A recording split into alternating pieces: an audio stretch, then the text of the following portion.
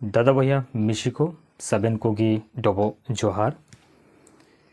तो शगाजनों मित्रों सभी को दीदांग दराम है, वेलकम है कोल ट्राइबर मिरर चैनल में।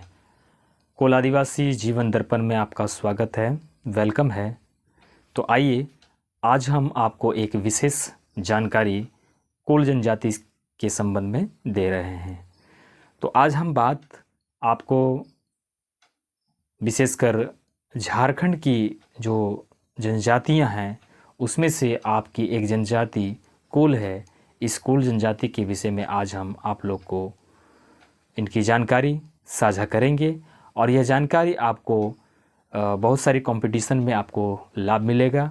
और हमारे इस कोल ट्राइबल मिरर चैनल में जो कोल जनजाति के दर्शकगण हैं उनको भी इसमें अच्छा लाभ मिलेगा। और जो कोल आदिवासी से संबंधित जो रिसर्च कर रहे हैं या फिर आदिवासी से संबंधित रिसर्च कर रहे हैं तो उनको काफ़ी लाभ मिलेगा इस जनजाति के संबंध में।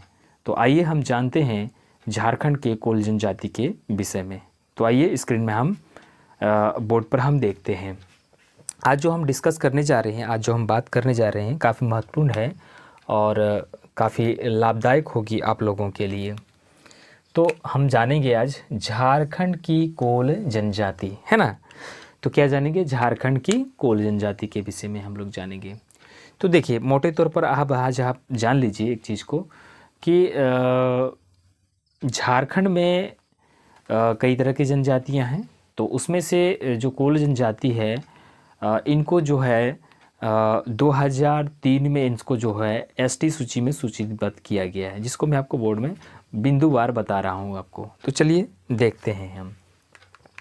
तो पहला बिंदु क्या है हमारे पास कि झारखंड में कोल आदिवासी को अनुसूचित जनजाति की मान्यता जो है 2003 में मिली है। आप पर सवाल किया जा सकता है कि कोल जनजाति को, कोल आदिवासी को अनुसूचित जनजाति की मान्यता कब मिली है? तो 2003 में मिली है। तो ईयर में मैं एग्जैक्ट एक डेट भी दे देता हूँ आपको। इसका है 8 जनवरी, है ना, 8 जनवरी, ठीक है, 2003 में, ठीक है ये। तो 8 जनवरी 2003 में जो है इसको शेड्यूल ट्राइब की लिस्ट में इसको लिस्टेड कर लिया गया, ठीक है ना। अगला हमारा बिंदु है कि इनको जो लिस्टेड किया तो इसकी जो सूची है यह झारखंड की 32वीं जनजाति है, यानी 32वीं अनुसूची में जो है इनको 32वीं नंबर में जो है इनको लिस्टेड किया गया, ठीक है ना। यही सबसे अंतिम जनजाति है। आप ये भी सोच सकते हैं कि एक क्वेश्चन बन सकता है कि झारखंड की जो लिस्ट है उसके अनुसार सबसे अंतिम जनजाति कौन है, सबसे अंत में जिनको शामिल किया गया वो आपका ये कोल जनजाति ही है। ये भी एक सवाल आपका उत्तर बन सकता है, सवाल का उत्तर बन सकता है, ठीक है ना। तो आप देखें कि ये 32वीं नंबर की जनजाति है, ठीक है ना, ये आपका आंसर हो सकता है। आगे हम देखते हैं कि जब इनको जो है एसटी सूची में जो है इनको सूचीबद्ध किया गया उस समय थोड़ी सी इसकी हम आपको झारखंड की जानकारी दे देते हैं, क्योंकि आप जानते हैं कि झारखंड को जो है 2000 में अलग किया गया, मतलब बिहार से जो है झारखंड को अलग किया गया, ठीक है, 2000 में। तो जब अलग किया गया तो उस समय जो झारखंड के प्रथम मुख्यमंत्री बने वो कौन थे? तो वो थे झारखंड के प्रथम मुख्यमंत्री श्री बाबूलाल मरांडी थे, ठीक है ना। तो श्री बाबूलाल मरांडी के कार्यकाल में ही जो है इनको एसटी सूची में सूचीबद्ध किया गया, ठीक है ना। तो इसमें बता देता हूँ और एक चीज़ कि जब इनको सूचीबद्ध किया गया तो इस प्रकार नहीं हुआ, इनको काफ़ी संघर्ष करना पड़ा इस जनजाति को, इनको कई आंदोलन करने पड़े। इनके कोल जनजाति के समाज वाले लोग ने काफ़ी आंदोलन किया, उसके बाद जो है इनको एसटी सूची में सूचीबद्ध किया गया है, ठीक है ना। क्योंकि इनके पास इतिहास समृद्ध था, इनके पास आप कोल विद्रोह के नाम से आप जान रहे हैं, स्वतंत्रता संग्राम में इनके कई आदिवासी लहूलुहान हुए, कई महापुरुष इनके मारे गए और उसके बावजूद भी इनको जो अगर शेड्यूल ट्राइब में शेड्यूल लिस्ट में इनको अगर नहीं रखा जाता, ये तो बहुत बड़ी विडंबना थी। इसलिए सरकार ने इसको बहुत जल्द जो है इनको लिस्टेड कर लिया गया, ठीक है ना। और इसके साथ साथ में इनको जो है बिहार में भी, जब इनको झारखंड में मिल गया तो फिर साथ साथ इनको बिहार में भी दे दिया गया, ठीक है ना। तो आगे चलते हैं। और एक कहानी इसमें थोड़ी सी बता देता हूँ कि किन्हीं ये भ्रम में ना रहें कि आंदोलन के बाद ही इनको ऐसा हुआ, ऐसा बिल्कुल आंदोलन से करने से तो सरकार एक्टिव हुई, तो इनको लिस्टेड कर गया, लेकिन इसकी अनुशंसा भारत सरकार ने पहले ही कर दी थी। 1971 में ही इनकी अनुशंसा कर दी गई थी, या एक लेटर जारी कर दिया था बिहार सरकार को, इन्होंने दिया था एक लेटर, भारत सरकार ने जो है बिहार सरकार को एक लेटर दिया था कि इनको जो है जब तक एसटी सूची में सूचीबद्ध नहीं कर लिया जाता है तब तक इनको जो है आरक्षण का लाभ मिले। जो शेड्यूल ट्राइब को जो पहले से जो संलग्न है शेड्यूल ट्राइब, उनको जो लाभ मिल रहा है, उनको ये सरकारी लाभ जो मिल रही है उनको भी मिलना चाहिए, कोल जनजाति को भी मिलना चाहिए, जब तक इनको नहीं लिस्टेड कर दिया जाता है। माने जो अन्य जनजाति जो लिस्टेड हैं, जो उनको लाभ मिल रहा है, जिस सरकार की सरकारी लाभें मिल रही है, उस जिस तरह के छूटें मिल रही है, उस तरह से इनको भी मिलना चाहिए। ये 1971 में एक लेटर पहले से जारी हुई थी, लेकिन उस लेटर को दबा दिया गया और एक राजनीति मूवमेंट बना गया और इनको वंचित किया गया कई योजनाओं से, कई लाभकारी चीज़ों से इनको जो है वंचित कर लिया गया और इनकी ज़िंदगी बद से बदतर बनती गई। आज भी यह कुल जनजाति जो आप जो है उभर कर नहीं आ पाई है, क्योंकि कई विद्रोह इनके समाज, इनके महापुरुषों ने किया है, जिसकी वजह से आज तक ये सही मुख्यधारा से जुड़ नहीं पाए हैं। तो चलिए आगे हम बढ़ते हैं। आगे हम देखते हैं कि एक हमारे पास एक क्वेश्चन भी आता है। इसे एक सबसे बड़ा क्वेश्चन होता है, कई साहित्यकारों और इतिहासकारों के पास ये सवाल अभी भी मौजूद है और उसका सही सटीक आंसर उनके पास नहीं है। तो जब भी उन किताबें पढ़ेंगे कुल जनजाति के संबंध में या कोल शब्द के संबंध में, तो ये यह कहते हैं कि कोल शब्द का प्रयोग कब और कैसे हुआ, इसका सटीक जानकारी उनके पास नहीं मिलता है। वो ये किताबों में भी लिख देते हैं कि ये कहना अभी मुश्किल है, या कहा नहीं जा सकता है कि कोल शब्द का प्रयोग कब और कैसे हुआ, ये वो बता नहीं पा रहे हैं, है ना। तो चलिए इस विषय में हम अध्ययन कई सालों से कर रहे हैं और कोल शब्द पर हमने कई पुस्तकें अभी इस पर हम लिख रहे हैं और उम्मीद है कि ये आप लोगों के बीच में बहुत जल्द आएगा। इस पर और थोड़ी सी लगभग मन की 70% काम पूरा हो चुका है लिखने का, 30% बस उसमें क्या है कि कुछ अप्रूवल चाहिए। अप्रूवल कहने का मतलब है कुछ प्रमाण भी हम इसमें सर्च कर रहे हैं कि वो प्रमाण ऑथेंटिक हो, सही प्रमाण हो, इस पर हम लगे हुए हैं। तो जैसे ये चीज़ें सारी कंप्लीट होती है उसके बीच आपके बीच में एक कोल शब्द पर एक बहुत बड़ी आपके पास किताबें उपलब्ध होगी। कोल जनजाति के संबंध में जो एक सही दस्तावेज आपके बीच में लाने का प्रयास कर रहा हूँ। काफ़ी संघर्ष की है मैंने इस चीज़ों के लिए। तो उम्मीद है कि आपको मैं बहुत जल्दी इसको जो है आपके बीच में लाने का प्रयास करूँगा। बशर्ते आप अभी तक जो इतिहासकारों ने क्या कहा है या आपके विषय में क्या कहा जा रहा है, जो कोल जनजाति से बिलोंग कर रहे हैं या कोल जनजाति पर रिसर्च कर रहे हैं, उनको मैं ये कहना चाहता हूँ कि अभी जो है इतिहासकार क्या कह रहे हैं या कि कई किताबों में क्या संदर्भ दिया गया है कोल जनजाति के विषय में, कितना सही है कितना गलत, मैं अभी उस पर बात नहीं कर रहा हूँ। क्या कहा जा रहा है या क्या लिखा गया है, मैं उसका भी जिक्र कर रहा हूँ, ठीक है ना। तो आइए स्क्रीन में देखते हैं। बाकी जो कोल जनजाति से बिलोंग कर रहे हैं वो आप भी देखिए कि आपके विषय में क्या लिखा जा रहा है और क्या कहा जा रहा है और क्या आपके वास्तविक हैं, क्या आपके पुरखों ने क्या कहा है, आपको क्या आपकी लोकगीतों में क्या कहा है, आपके गीतों में क्या कहा जा रहा है आपकी संस्कृति परंपरा के विषय में, और ये साहित्यकार और इतिहासकार आपके विषय में क्या कह रहे हैं। तो इसको अच्छे से आपको ढूंढना है, समझना है, देखना है और उसकी वास्तविकता को ढूंढना है, ठीक है। आइए हम जानते हैं आगे क्या कहते हैं साहित्यकार और इतिहासकार की जुबानी, ठीक है ना। तो देखिए एक लाइन में साहित्यकार और क्या चीज़ कहते हैं कि झारखंड के आदिवासियों के लिए कोल शब्द का प्रयोग हुआ है। देखिए बहुत इंपॉर्टेंट चीज़ है, इसको आप ध्यान दीजिएगा कि झारखंड के आदिवासियों के लिए, ठीक है ना, झारखंड के आदिवासियों के लिए कोल शब्द का प्रयोग है। एक तरह से हम माने कि झारखंड की जो जनजातियां हैं उनको हम सब अगर सम्मिलित करें या सबको हम एक तरह से कोल कह सकते हैं। ये जो तथ्य है ये झारखंड के आदिवासियों के लिए कोल शब्द का प्रयोग हुआ है। तो झारखंड की जो भी जनजातियां हैं उनको हम कोल कह सकते हैं, इसका यही अर्थ है। अगला हम पॉइंट देखते हैं कि क्या है अगला पॉइंट, कि कोल शब्द का प्रयोग मुख्य रूप से मुंडा, हो, असुर, बिरहौर, भूमिज, संथाल, खड़िया, उरांव एवं अन्य जनजातियों के लिए हुआ है।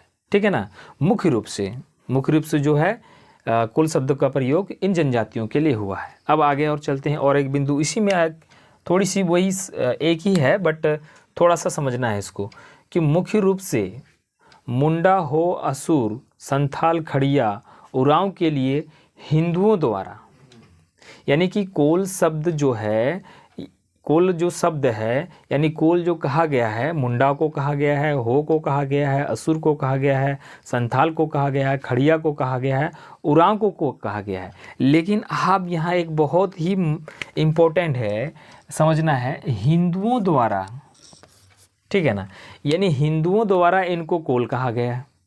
ठीक है ना, लेकिन आपको ये समझना होगा, जो कोल जनजाति से बिलोंग कर रहे हैं या आप रिसर्च कर रहे हैं, जो भी रिसर्चर हैं, आप अगर रिसर्च कर रहे हैं तो इसको आप ध्यान से समझिएगा इस चीज़ों को। एक चीज़ पॉइंट है यहाँ पे कि हिंदुओं द्वारा कहा जा रहा है इनको कोल, ठीक है ना। इसका मतलब जो कोल हैं, जो अभी कोल जनजाति हैं, अभी मैं मुंडा की बात नहीं कर रहा हूँ, असुर की, संथाल की, खड़िया की, इसकी बात नहीं कर रहा हूँ, अभी जो कोल हैं, ठीक है ना, इसका मतलब हिंदुओं द्वारा उनको कोल कहा जा रहा है। यानी कि कोल इसका मतलब वो हिंदू नहीं है ना, यानी हिंदू अलग है, कोल अलग है। बात को इसमें समझिएगा कि हिंदुओं द्वारा कहा जा रहा है, ठीक है ना, हिंदू द्वारा कहा जा रहा है, इनको कोल कहा जा रहा है। यानी कि इसका मतलब हिंदू अलग हैं, कोल अलग है, ठीक है। इस चीज़ को आप समझिएगा, इस चीज़ को, ठीक है ना। हिंदू अलग है और कोल अलग है, यानी कोल एक आदिवासी है, हिंदू एक अलग है। ये आप समझ में आ रहा है कि हिंदू अलग है और कोल अलग है, ठीक है ना। तो जो ये भ्रमित पाल के रखे हुए हैं कि कोल भी हिंदू हैं, तो यहाँ से स्पष्ट हो जाता है कि आपको हिंदुओं ने आपको कोल कह रहा है, ठीक है ना। इसका मतलब आप कोल हो, आप तो हिंदू नहीं हो। तो जो कोल अपने आप को हिंदू मानते हैं, तो यहाँ से आप देखिए कि आपको हिंदू क्या आपको कह रहा है, यानी हिंदू आप हैं नहीं, आप कोल हैं, ठीक है ना। और वो कोल कौन है, वो मुंडा भी हैं, वो हो भी हैं, वो असुर भी हैं, वो संथाल भी है, वो खड़िया भी है, वो उरांव भी है, ठीक है ना। इस चीज़ को आप समझिएगा ध्यान से, ठीक है ना। लेकिन यहाँ पर एक हम क्रॉसिंग यही कहेंगे कि मैं एक साहित्यकार से रांची में मिला, वे अच्छे एक साहित्यकार हैं और कई किताबें उन्होंने लिखी है। तो उनसे मैं कोल के विषय में जानकारी लिया, तो मैं कोल शब्द पर भी उन पर पूछा कि सर आप इससे संबंधित कोल का कुछ परिचय आप दें। तो उन्होंने बताया कि ये तो दिकुओं का दिया हुआ शब्द है या अंग्रेज़ों का दिया हुआ शब्द है, ऐसा उन्होंने इसके विषय में जानकारी दिया। खैर उनकी अपना मंतव्य है, लेकिन जब हमने कोल की भाषा को देखा या समझने का प्रयास किया था, हमें ये ज्ञात हुआ कि ये कोल शब्द दिकुओं का दिया हुआ शब्द तो बिल्कुल नहीं है। ये इनके शब्द में कोल एक बहुत बड़ी शब्द है, एक समृद्ध शब्द है ये, और ये कहीं ना कहीं इसके वंश को दर्शाता है, इसके कुल को दर्शाता है। तो आइए हम बाकी और साहित्यकारों का क्या कथन है ये हम जानते हैं। तो आइए अब हम लोग देखते हैं कि पुराण, ठीक है ना, पुराण में जो है कोल जनजाति के विषय में कुछ उल्लेख है। देखिए यहाँ पुराण, महाभारत और रामायण, ये सही है या गलत है मैं इस पर अभी नहीं जा रहा हूँ, मैं इसकी अभी आलोचना नहीं कर रहा हूँ।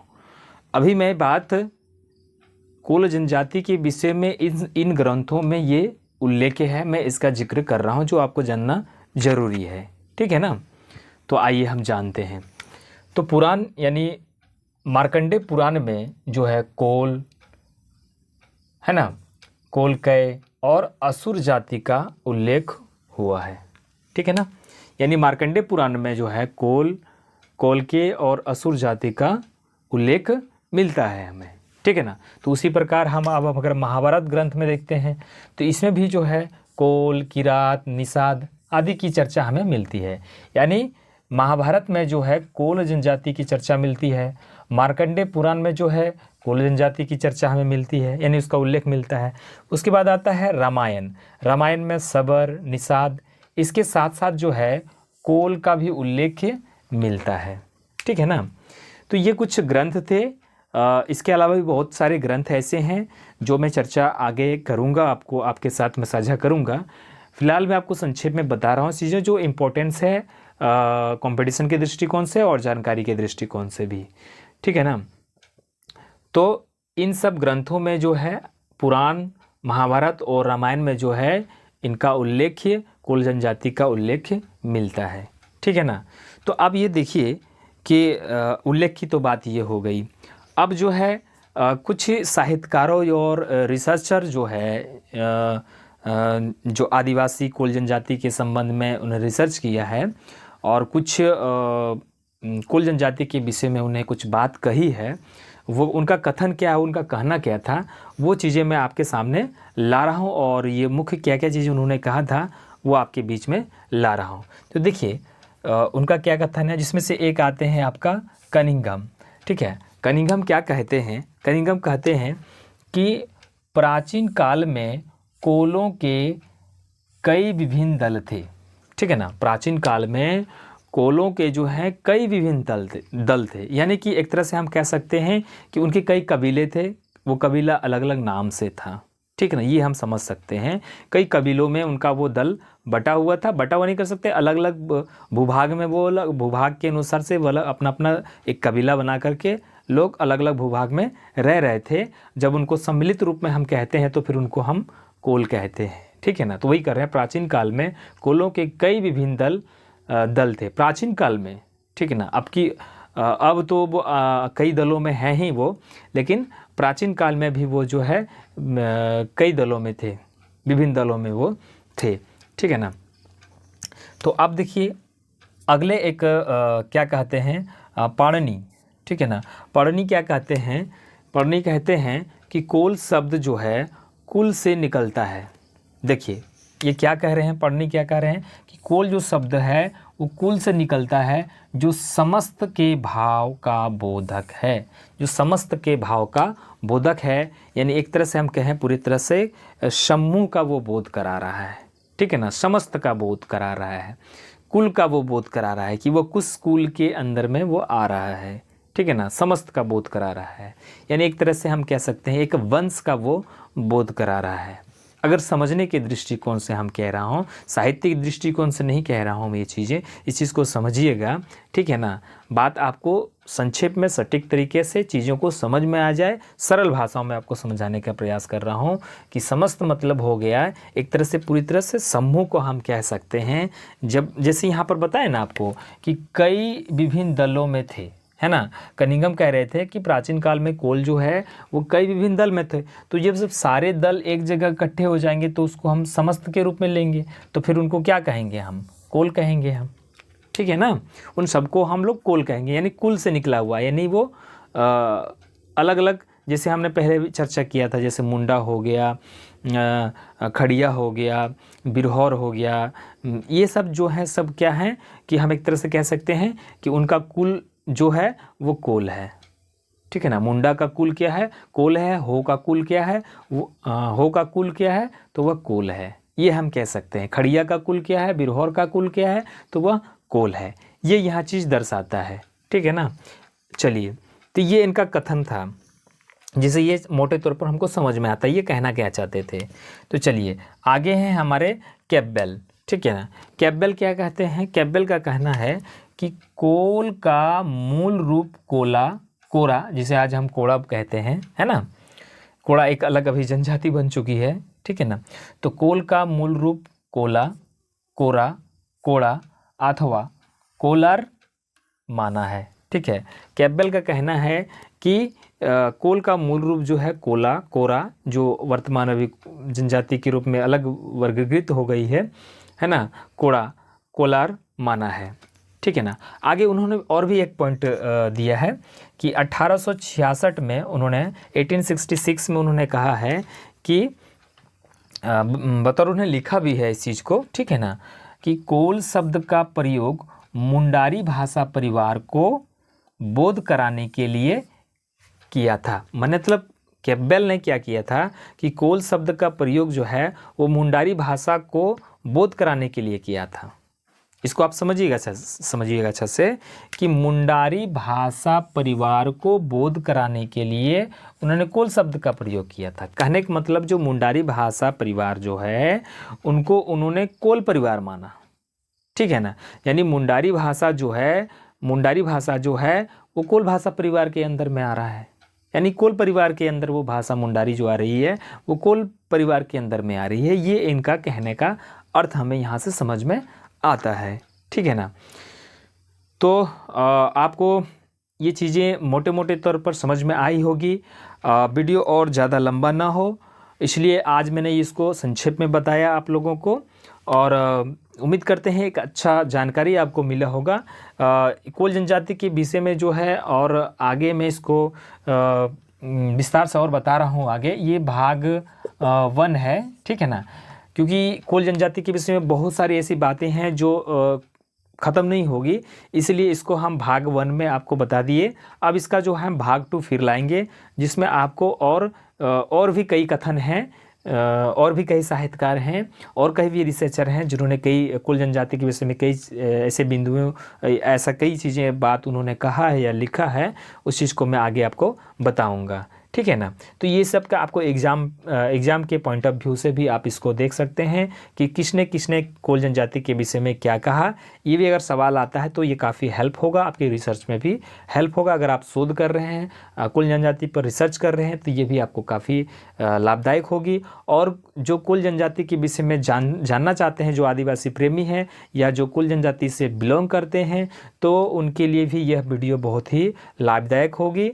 और आप अधिक से अधिक लोगों तक ये चीज़ें शेयर कीजिए, यह वीडियो अधिक से अधिक लोगों तक पहुंचाइए, ताकि कोल जनजाति के विषय में उनके पास ये सारी जानकारियां पहुंच पाए, ठीक है ना। कम से कम इतनी तो जानकारियां हो कोल जनजातियों को या कोल के जो रिसर्चर हैं कि कोल जनजाति के विषय में अभी तक साहित्यकारों या इतिहासकारों ने क्या कहा है, क्या लिखा है और वास्तविक क्या है, ये उन्हें देखने को, पढ़ने को, समझने को मिलेगा।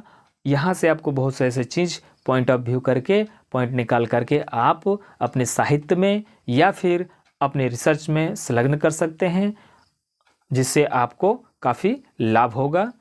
तो उम्मीद करते हैं ये वीडियो आप लोगों के लिए, सभी के लिए लाभदायक होगा, और उम्मीद करते हैं कि इस तरह के वीडियो हम आगे और ज़रूर लाएंगे, और आप लोगों तक ये दूसरा भाग भी हम ज़रूर आप लोगों तक पहुंचाएंगे, ठीक है ना। ये पहला भाग, दूसरा मुझे ऐसा लगता है कि ये कम से कम 3 से 4 भाग में बनेगा, ठीक है ना, क्योंकि एक भाग में बताया मैंने, इसका और दूसरा भाग भी है, तीसरा